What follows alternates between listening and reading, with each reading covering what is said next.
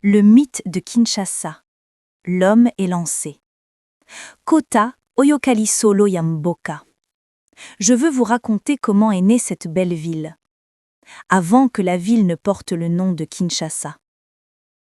Avant les routes, les lampes et les bruits des moteurs, il y avait une vaste terre au bord de Nzadi, le grand fleuve, le fleuve Congo.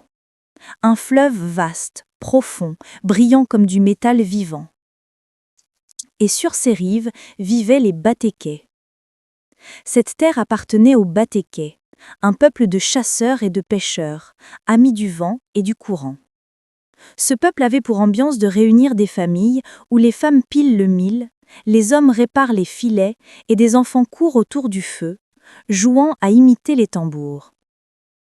Et un soir, dans la brume argentée du crépuscule, un homme apparut. Une femme âgée l'aperçut. Les enfants du village aussi. Ils crient « Nzadi Atindimoto, Asa Molimo ». Nzadi a envoyé un esprit. C'est l'homme du fleuve. Un homme grand, élancé, le corps brillant comme la surface du fleuve sous la lune. Son regard était calme, profond, et son silence plus fort que 1000 tambours.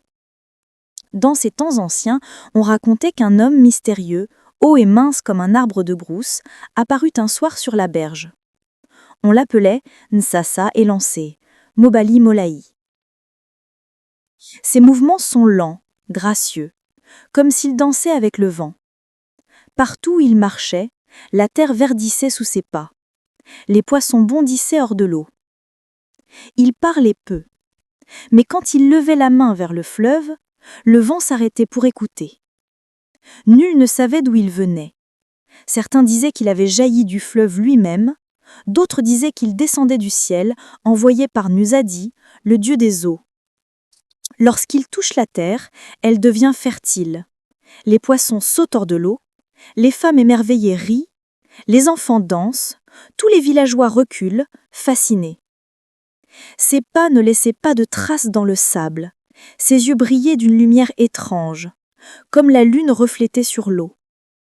Là où il passait, les poissons abondaient, les arbres donnaient des fruits, et les hommes retrouvaient la paix dans leurs palabreux. Un enfant curieux s'approcha, tenant une petite calebasse.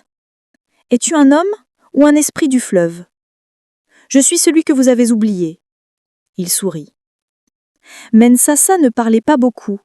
Il se contentait de lever la main vers le fleuve et de dire « Ici, l'eau et la terre doivent vivre ensemble, sinon la vie s'éteindra. » « L'eau et la terre sont sœurs, disait-il. Si vous les séparez, la vie s'éteindra. » Mais un jour, l'orgueil s'empara du cœur d'un homme. Un chef ivre de pouvoir voulut s'emparer du pouvoir du fleuve. Il construisit des murs pour détourner les eaux et cria au ciel « Nzadi m'appartient ». Il fit bâtir des barrages et détourna l'eau pour agrandir ses champs.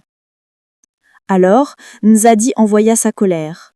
Le courant se fâcha, le fleuve gronda, le vent hurla, les vagues se levèrent comme des montagnes et la terre trembla. La nuit suivante, Nzadi gronda, envoya Nsassa, qui engloutit tout sur son passage. Les villards y disparurent, et seul un petit îlot resta debout.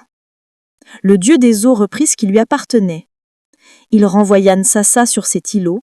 Nsassa plonda son bâton et dit « Je vous avais dit que l'eau et la terre doivent vivre ensemble, sinon la vie s'éteindra. » Il promit « Un jour ici renaîtra une cité.